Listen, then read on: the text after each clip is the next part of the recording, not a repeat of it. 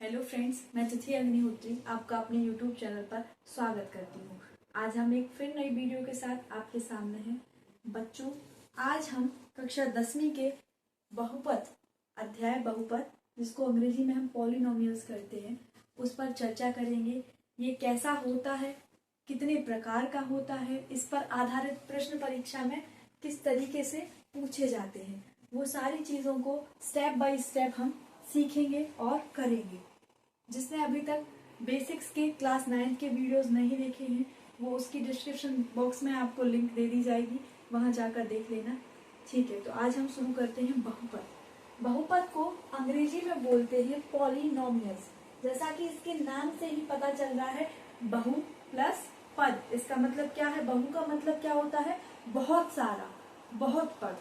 और पद का मतलब क्या होता है? टर्म्स, यानी कि एक से ज्यादा टर्म्स हैं या सिर्फ एक टर्म है, तो इसको क्या कहते हैं हम? बहुपद। ठीक है, तो बहुपद हमारा बहुत प्रकार का होता है ना। इसको हम सबसे पहले शुरू करते हैं एक घातीय या रैखिक बहुपद। क्या बेटा? एक घातीय या रैखिक बहुपद, जिसको अंग्रेजी में हम कहते हैं लीनियर पॉलिनोमियल्स। क्या कहते हैं बेटा? Linear polynomials. उदाहरण के लिए हम देखते हैं 8x, 3x, 5x plus 7, 6x plus 3, 4y minus 3, 7p minus 9। क्या लिखा है बेटा? ये 8x। तो ये किस तरीके का बहुपद है? लीनियर है। ये कैसे क्लियर होगा? क्योंकि यहाँ पर जो 8x x लिखा हुआ है, इस पे काय की पावर है बेटा? 1 की पावर है। एक चीज और आपको क्लियर कर दूं कि जो हमारा बहुपद होता है, इसमें क्या क्या होता है? एक बहुपद में कुछ संख्याएं होती हैं, कुछ चर होते हैं, है ना, और कुछ संक्रियाएं होती हैं। बहुपदों के बीच में कुछ संक्रियाएं होती हैं और कुछ पद होते हैं। एक पद भी हो सकता है, एक से ज्यादा पद भी हो सकते हैं। तो इस तरीके से जो बनता है इक्वेशन, उसको हम बहुपद कहते हैं। जैसे कि ये एक घातीय बहुपद चल रहा है, तो हमें दिख रहा है रैखिक बहुपद में क्या है बेटा? x की पावर 1 है। 8x लिखा हुआ है सिर्फ, इसका मतलब क्या है? किसी की पावर नहीं है। जिसका कोई नहीं है उसका कौन होता है? भगवान। जैसा कि कहते हैं ना, सबका मालिक एक। तो जिसकी पावर कुछ नहीं है, उसकी पावर क्या मानेंगे हम बेटा? 1 मानेंगे। तो यहाँ 8x की पावर क्या हो जाएगी? 1। 1 मतलब क्या? रैखिक या एक घातीय बहुपद। चलिए आगे बढ़ते हैं। जैसे ये लिखा है 3x, यहाँ पर भी x पे कुछ नहीं है, तो x का भगवान भी कौन होगा? 1। x की पावर 1। ये लिखा है 5x plus 7, यहाँ पे भी हम देख रहे हैं कि सिर्फ एक ही हमें चर दिख रहा है। चर का मतलब क्या होता है बेटा? जिसकी संख्या, वैल्यू आप बदलती रहती है ना, बदलती रहेगी, उसको बोलते हैं हम चर। तो यहाँ पर x है, वो पद हमारा क्या है बेटा? x है। तो x की पावर क्या है? यहाँ पे भी 1 है। 6x plus 3, यहाँ पर भी x की पावर क्या है बेटा? 1 है। 4y minus 3, यहाँ पर बाई है, तो बाई की पावर क्या है बेटा? 1 है। 7p minus 9, यहाँ पर p की पावर क्या है बेटा? 1 है। इससे क्या क्लियर होता है कि कोई भी टर्म x से लेके z तक आप लेते हैं, कोई भी चर पद आप उठा ले, है ना, उसकी पावर अगर 1 है, तो वो कैसा है बेटा? लीनियर पॉलिनोमियल कहलाएगा। क्या कहलाएगा बेटा? रैखिक बहुपद कहलाएगा। अब चूंकि हम बहुपद पढ़ रहे हैं, तो ऐसा तो है नहीं कि सिर्फ हम घात को देखें, घात के साथ हमें पदों का भी ध्यान रखना है ना। तो यहाँ पर हम देख रहे हैं कि घात तो सब में एक है, लेकिन पद कितने हैं? कितने पद ये है ये? तो इसको देखने के लिए हम क्या करेंगे? 8x, ये कैसा है? एक घातीय एक पदीय। 3x, एक घातीय एक पदीय। क्यों? क्योंकि इसमें सिर्फ और सिर्फ एक ही टर्म दिया हुआ है। कितने टर्म का है ये देखने के लिए, है ना। 5x plus 7, इसमें x की घात 1 है, इसका मतलब घात देख के तो ये पता चल गया कि इसका मालिक कौन है? भगवान है, यानी कि कैसा है? लीनियर पॉलिनोमियल है। ठीक है, और पदों की बात करें हम कि कितने पदीय है, तो ये कैसे पता चलेगा? 5x plus 7, यानी कि एक पद और दूसरा पद, ये कैसा हो गया? द्विपदीय एक घातीय। आगे बढ़ते हैं 6x plus 3, क्या लिखा है बेटा? 6x plus 3। आप लोग बताओ ये कैसा होगा? एक घातीय और द्विपदीय। क्यों होगा? क्योंकि x की पावर 1 है और कोई टर्म इसके साथ ऐड तो है नहीं, है ना। तो ये क्या हो गया, एक घातीय या रैखिक लीनियर पॉलिनोमियल और द्विपदीय। एक टर्म इसका ये है, एक टर्म इसका ये है, तो एक घातीय या रैखिक और द्विपदीय। ठीक है, आगे बढ़ो। 4/-3 ये भी कैसा है बेटा हमारा, बाई की पावर 1 मतलब एक घातीय द्विपदीय। इसमें भी दो टर्म है, 4 और -3। आगे बढ़ो। 7p-9 ये कैसा है बेटा, एक घातीय। क्यों, क्योंकि p की पावर कितनी है बेटा, 1 है, तो ये कैसा होगा, एक घातीय द्विपदीय। द्विपदीय क्यों होगा, क्योंकि पहला टर्म हमारा है 7p और दूसरा टर्म है हमारा -9।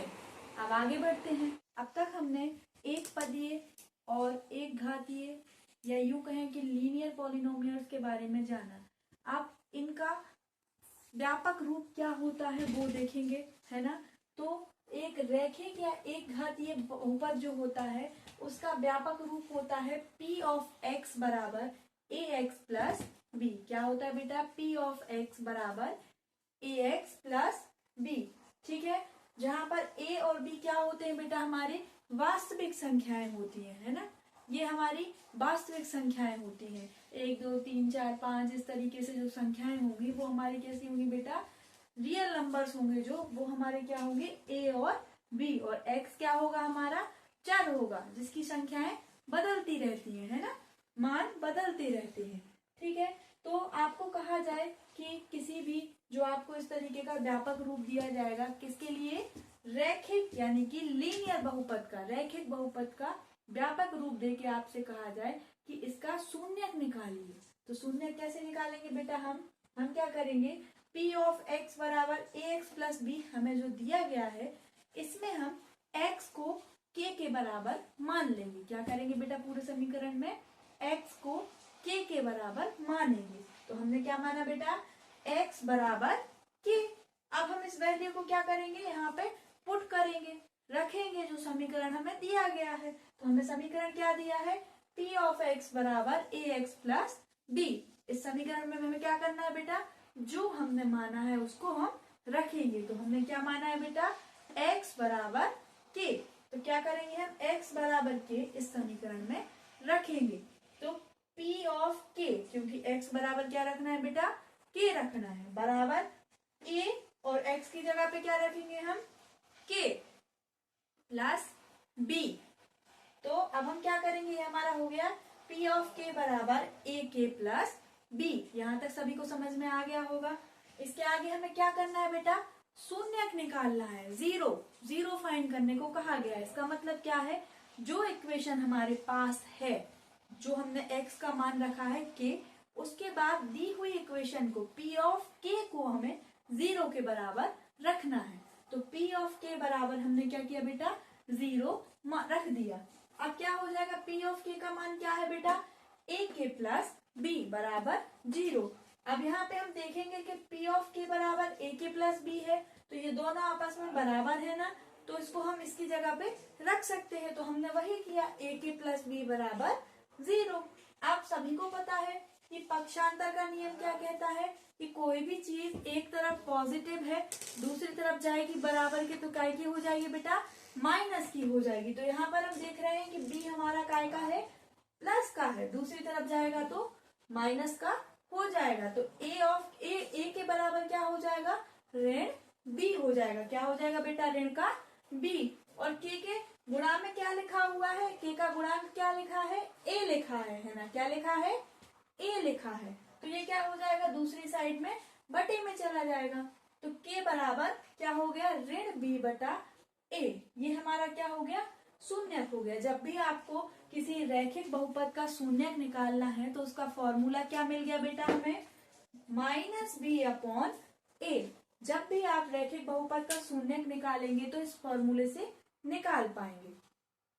उदाहरण के लिए हमने एक प्रश्न यहाँ पे लिखा हुआ है, 3x प्लस 6 का शून्यक बताइए। क्या करना है बेटा, हमें 3x प्लस 6 का शून्यक निकालना है कि इसका शून्यक क्या होगा। तो ये बेटा देखो, सबसे पहले तो आप इसको जांचो कि क्या ये एक घातीय है ना कि नहीं है। तो एक घातीय देखेंगे हम यहाँ पर x की घात कितनी है बेटा, 1 है, इसलिए ये क्या हो गया, एक घातीय बहुपद।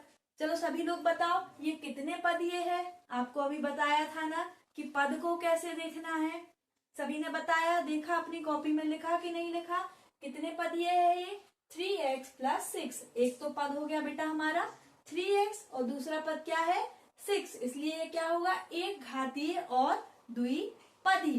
कैसा इक्वेशन हो गया ये, एक घातीय द्विपदीय। बेटा लिखते जाना छोटी छोटी चीजों को, नहीं तो परीक्षा के समय आपको ही दिक्कत होगी। ठीक है, तो ये हमारा क्या हो गया, ax + b बन गया, जो कि अभी तक हमने यहाँ देखा था कि व्यापक रूप क्या होता है, ax + b। तो ये हमें यहाँ पर a का वैल्यू क्या है बेटा, जो x के साथ लिखा है वो क्या होगा हमारा a होगा, और जो अकेले लिखा हुआ दूसरा टर्म है वो काय का मान है बेटा, b का मान है। तो हमने क्या सीखा था, सबसे पहले हम क्या करेंगे, x बराबर k मानेंगे। तो हमने क्या किया, x बराबर k मान लिया, और इसके बाद क्या करना है, k को हमें इसमें रखना है। तो p ऑफ k बराबर 3k + 6 क्या हो जाएगा बेटा, p ऑफ k बराबर 3k + 6। यहां तक सभी को क्लियर हुआ होगा। अब क्या करना है, हमें शून्यक निकालना है। क्या करना है बेटा, शून्यक निकालना है। तो शून्यक निकालने के लिए क्या बताया था आपको, कि जो भी आपको इक्वेशन दिया है उसको 0 के बराबर हम रखेंगे। तो p ऑफ k बराबर 0 क्या मानेंगे बेटा हम, p ऑफ k बराबर 0, और p ऑफ k की वैल्यू कितनी दी गई है बेटा, हमें कितनी दी है, 3k + 6। कितनी दी है बेटा, 3k + 6। इसको हम क्या करेंगे, 0 के बराबर लेंगे। तो 3 के बराबर क्या हो जाएगा बेटा, -6। ये 6 इस तरफ पॉजिटिव था, दूसरी तरफ जाएगा तो नेगेटिव इंटीजर में कन्वर्ट हो जाता है ना, क्योंकि इज इक्वल के दूसरी तरफ जो भी चीज जाती है वो नेगेटिव हो जाती है। यदि ये यहाँ नेगेटिव होती तो दूसरी तरफ जाने पे क्या हो जाती बेटा, वो पॉजिटिव हो जाती। कैसी हो जाती बेटा, पॉजिटिव हो जाती। ठीक है बेटा, तो 3 के बराबर क्या हो गया, ऋण का 6, कितना हो गया, ऋण 6। अब के बराबर क्या हो जाएगा, ऋण 6/3, 3 2 जा 6। के की वैल्यू कितनी आ गई बेटा हमारे पास, -2। कितनी आ गई बेटा, -2। यहां तक सभी को समझ में आया होगा। अब इसको हम रीचेक करते हैं। रीचेक करते हैं कैसे, जो फॉर्मूला हमने बनाया था क्या बनाया था, k बराबर -b/a, यही बनाया था ना बेटा। तो यहाँ पर हम देखेंगे कि a का मान कितना है, 3, b का मान कितना है बेटा, 6। तो हमें क्या मिला फॉर्मूला, -b/a। तो यहाँ पर a का मान कितना मिला बेटा हमें, 3, और b का मान कितना मिला बेटा, 6। तो इन दोनों मानों को हम इस समीकरण में रख देंगे, जो हमने फॉर्मूला बनाया है उसमें रख देंगे। तो क्या हो जाएगा, -b की जगह पे हमें क्या लिखना है, माइनस लगा हुआ है ऑलरेडी फॉर्मूले में, तो उसको हम लगाएंगे, और फिर क्या लिखना है, b की वैल्यू। तो b की वैल्यू कितनी है बेटा, 6। तो हमने क्या लिखा, -6/3, 3 2 जा 6, और माइनस का चिन्ह ऑलरेडी लगा हुआ था, है ना। तो क्या आ गया आंसर हमारा, -2। इससे क्या प्रूफ होता है कि इसका शून्य क्या होगा, 3x + 6 का -2। चलिए अब अगले प्रश्न की तरफ बढ़ते हैं। अभी हमने रैखिक बहुपद यानी कि लीनियर पॉलिनोमियल्स के बारे में जाना। अब हम द्विघातीय बहुपदों के बारे में समझेंगे। उनका व्यापक समीकरण क्या होता है, वो किस तरीके के होते हैं, कितनी घात के होते हैं, है ना, उनको कैसे हल किया जाता है, उनके शून्यकों को कैसे ज्ञात किया जाता है, इस सब के बारे में हम जानेंगे। द्विघातीय बहुपद, जिसको इंग्लिश में कहते हैं क्वाड्रेटिक पॉलिनोमियल्स। क्या कहते हैं बेटा, क्वाड्रेटिक पॉलिनोमियल्स। जैसा कि आप देख पा रहे होंगे, ये हमने कुछ एग्जांपल्स लिखे हैं। ये काय के हैं बेटा, द्विघातीय बहुपदों के। x⁻², यहाँ पर कितनी पावर है x की बेटा, 2। इसका मतलब क्या हुआ, ये कैसा है हमारा द्विघातीय बहुपद।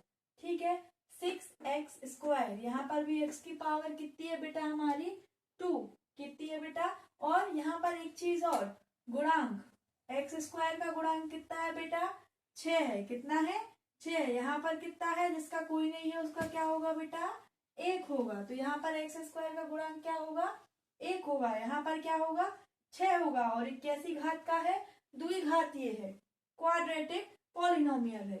आगे बढ़िए, 5x² प्लस 3x, यहाँ पर भी बेटा ये x² कैसा है, x की पावर कितनी है, हाईएस्ट पावर इस इक्वेशन में हाईएस्ट पावर कितनी है बेटा, 2। कितनी है बेटा, 2। इसका मतलब क्या हुआ, ये भी कैसा हुआ हमारा, द्विघातीय बहुपद। कैसा हुआ बेटा, द्विघातीय बहुपद। और x² का गुणांक क्या हुआ, 5, और x का क्या हुआ, 3। और ये कितने पदीय है, एक पद और द्विपदीय द्विघातीय। कैसा है बेटा, द्विपदीय द्विघातीय। क्यों, क्योंकि इसकी हाईएस्ट पावर कितनी है, 2 है, तो ये क्या हो गया, द्विघातीय। और इसमें अधिकतम पद कितने हैं बेटा, 2 है, तो कितना हो गया, द्विघातीय द्विपदीय। अगले की तरफ बढ़ो, क्या लिखा है, 3x² प्लस 5x प्लस 2। इसमें हमें बेटा हाईएस्ट पावर कितनी दिख रही है, 2। कितनी दिख रही है बेटा, 2 दिख रही है। तो इसका मतलब क्या हुआ, ये भी कैसा है, द्विघातीय बहुपद। अब पदों पे चलते हैं हम। एक टर्म ये हो गया, दूसरा हो गया 5x, तीसरा हो गया 2। यहाँ पर कितने टर्म है हमारे पास बेटा, 3 टर्म है।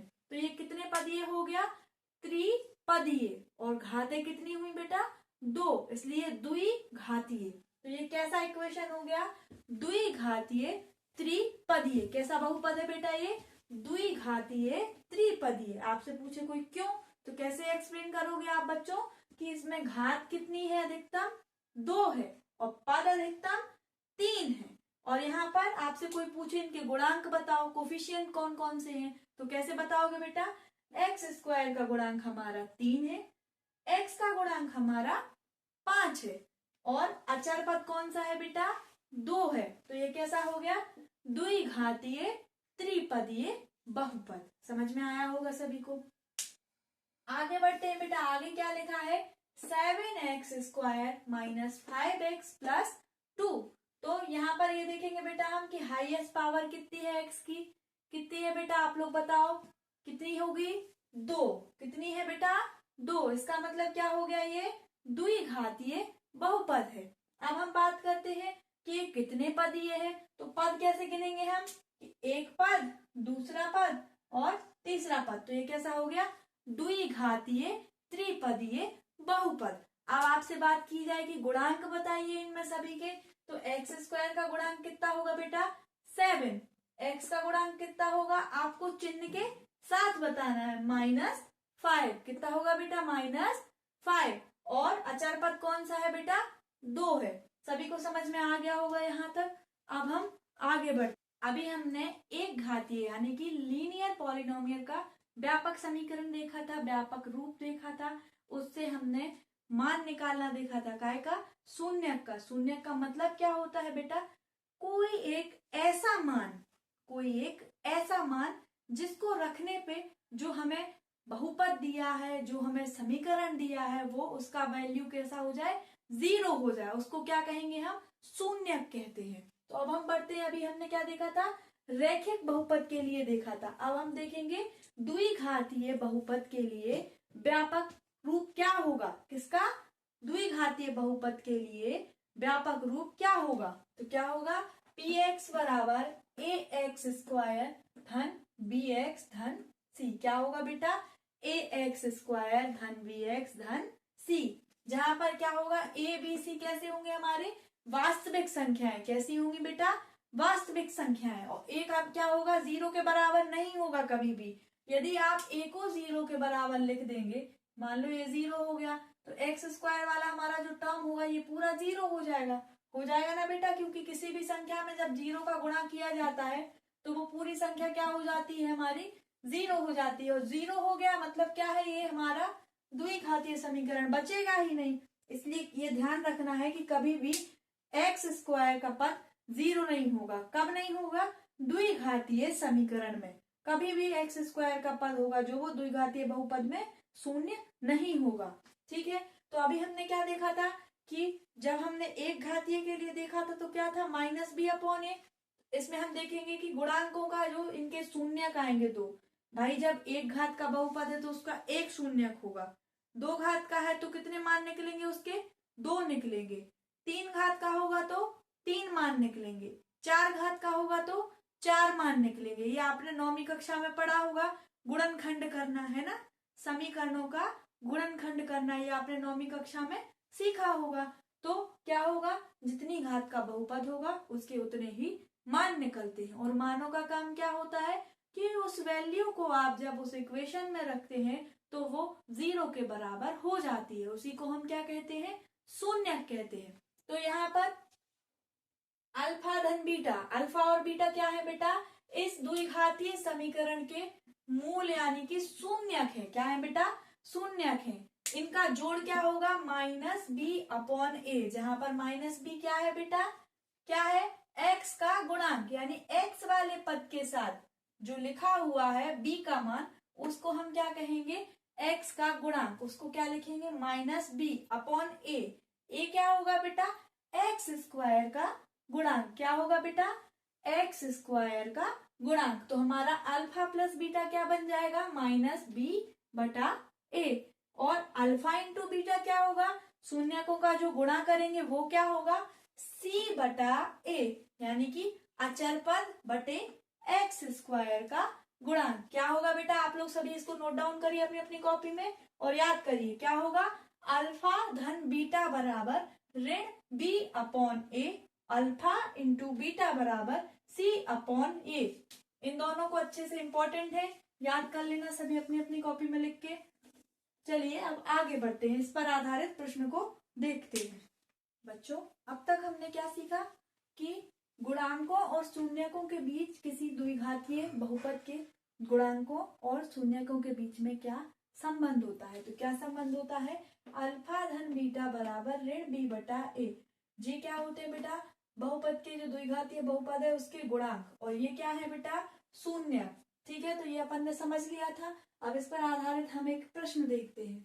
प्रश्न है, एक्स स्क्वायर धन 7x धन 10 के शून्यक तथा शून्यकों व गुणांकों के बीच संबंध की सत्यता की जांच करो। इसका मतलब क्या है, प्रश्न हमसे क्या क्या कह रहा है बेटा, कि दिए गए द्विघातीय बहुपद के हमें शून्यक भी निकालने हैं और शून्यकों और गुणांकों के बीच सत्यता की जांच करनी है।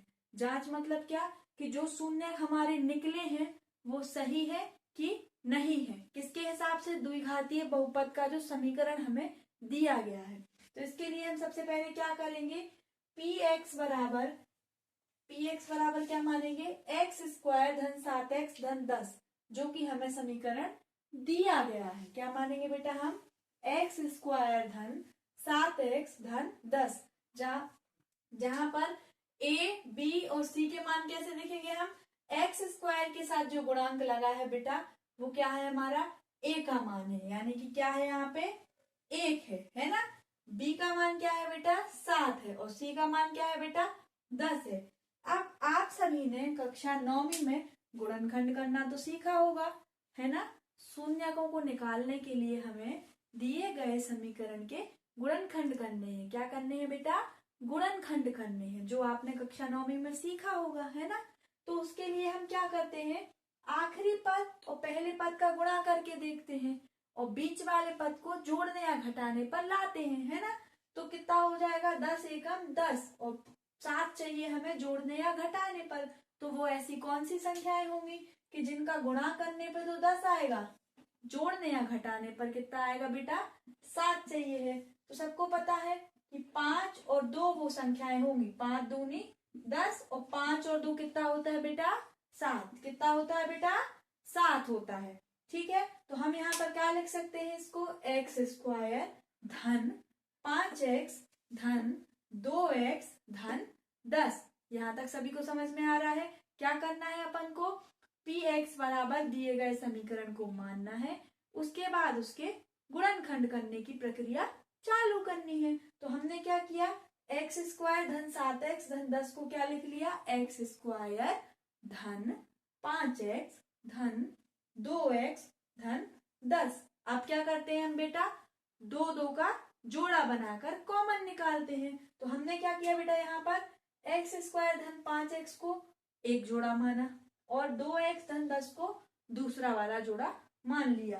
तो यहाँ से हम देखेंगे बेटा दोनों में क्या मैच कर रहा है, क्या कोई संख्या मैच कर रही है, नहीं कर रही है। क्या मैच कर रहा है? एक्स कर रहा है। क्या कर रहा है बेटा? एक्स कर रहा है। यहाँ पर कितना है? एक्स की पावर 2 और 5 के साथ कितने एक्स है बेटा? कितने हैं बेटा? कितने एक्स है यहाँ पर? 1 है। तो हम क्या करेंगे? एक्स को ब्रैकेट के बाहर लिख लेंगे। अब जब यहां से हमने 1 एक्स ले लिया, आपके पास 2 रुपए होंगे और आपसे जब 1 रुपए ले लिया जाएगा तो आपके पास कितने रुपए बचेंगे? 1। बेचारे के पास 2 एक्स थे, एक्स की पावर कितनी थी? 2 थी और 1 पावर हमने छुड़ा ली, तो उसके पास कितनी बची? सिर्फ और सिर्फ 1 पावर। तो कितनी पावर आ गई बेटा एक्स के पास? 1 आ गई। यहाँ पर एक्स के पास कितनी पावर थी बेटा? 1 थी। हमने इसको छुड़ा के बाहर कर दिया, कॉमन कर दिया कि भाई तुम्हारे पास 1 रुपए है, तुम्हारे पास 1 रुपए है, लाओ दोनों जन हमें दे दो, जब जरूरत पड़ेगी तो हम दोनों को 1-1 रुपए दे देंगे। तो हमने दोनों से 1-1 एक्स ले लिया और इसको बाहर लिख दिया कोष्टक में, इनके गुणा में, है ना। जब इनको जरूरत होगी ये हमसे ले लेंगे, वापस अपने अमीर हो जाएंगे। ठीक है, तो क्या हो जाएगा? एक्स धन 5।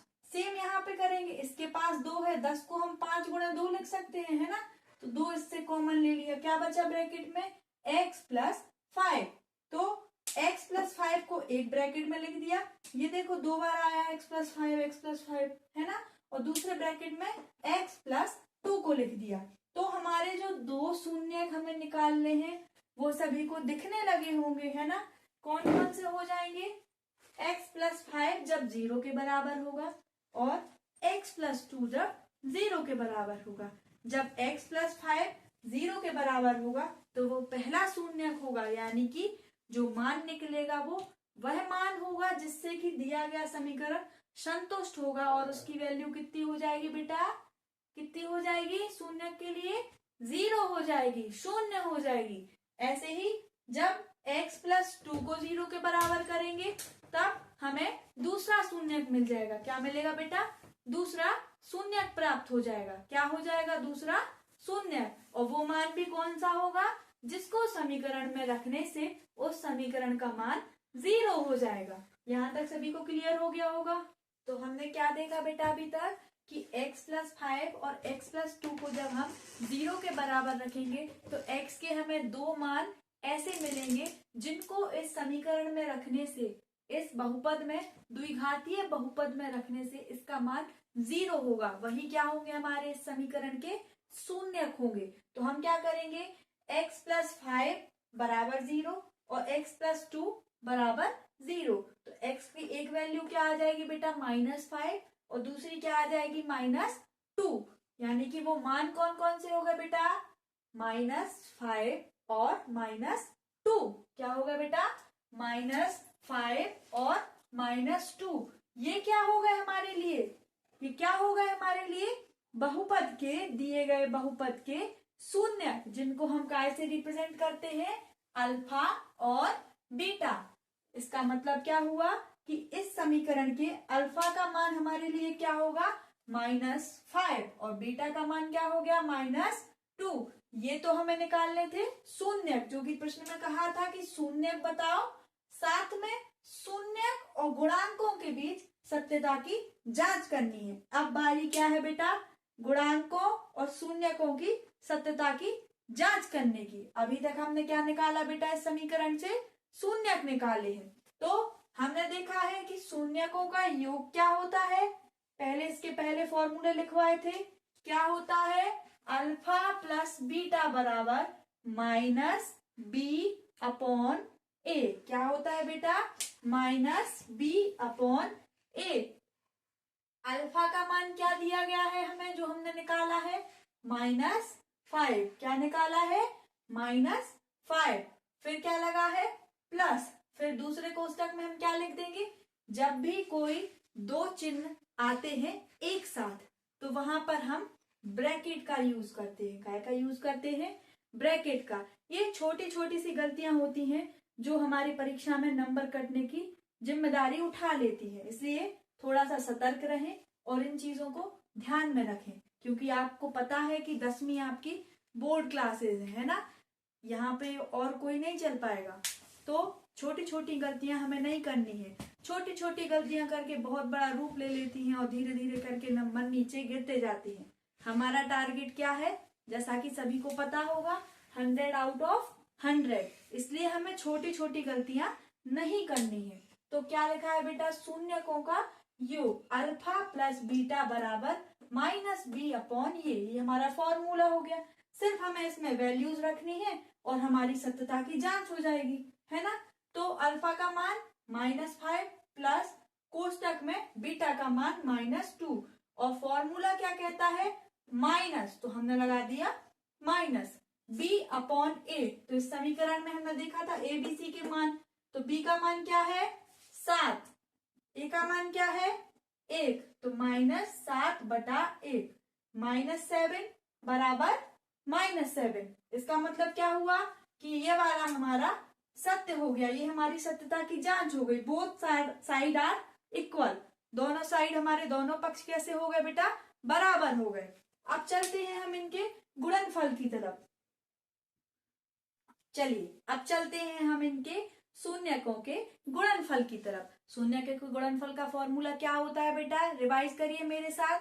क्या होता है, अल्फा इंटू बीटा बराबर सी अपॉन ए। क्या होता है, अल्फा इंटू बीटा बराबर सी अपॉन ए। तो अल्फा का मान कितना है -5 और बीटा का मान कितना है -2 और बराबर में सी अपॉन ए। तो सी की वैल्यू कितनी दी है हमें 10/1, है ना।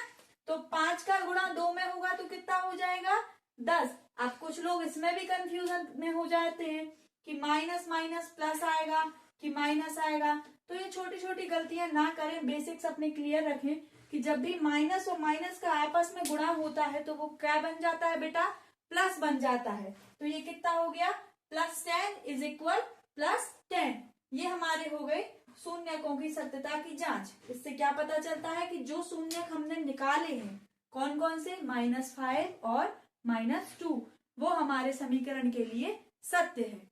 तो चलिए आज हम अपने इस वीडियो को यहीं खत्म करते हैं। आगे मिलते हैं कल नए प्रश्नों के साथ, नए महत्वपूर्ण IMPs के साथ, जो आपकी कक्षा 10वीं के बोर्ड्स एग्जाम में आपकी काफी मदद करेंगे। जैसा कि अभी आपके प्री बोर्ड्स चल रहे हों, है ना। तो इन प्री बोर्ड्स में आप खूब मेहनत कीजिए और मेरा भी थोड़ा सा सपोर्ट कीजिए। वीडियोस को शेयर कीजिए, लाइक कीजिए, चैनल को सब्सक्राइब कीजिए। आप हमें मोटिवेट करेंगे, हम आपको दुगनी एनर्जी के साथ आपके साथ जुड़े रहेंगे और ये वचन देते हैं कि जितना अच्छा बन पड़ेगा बिल्कुल आपको उतनी ही सुविधा के साथ हम पढ़ा पाएंगे। धन्यवाद।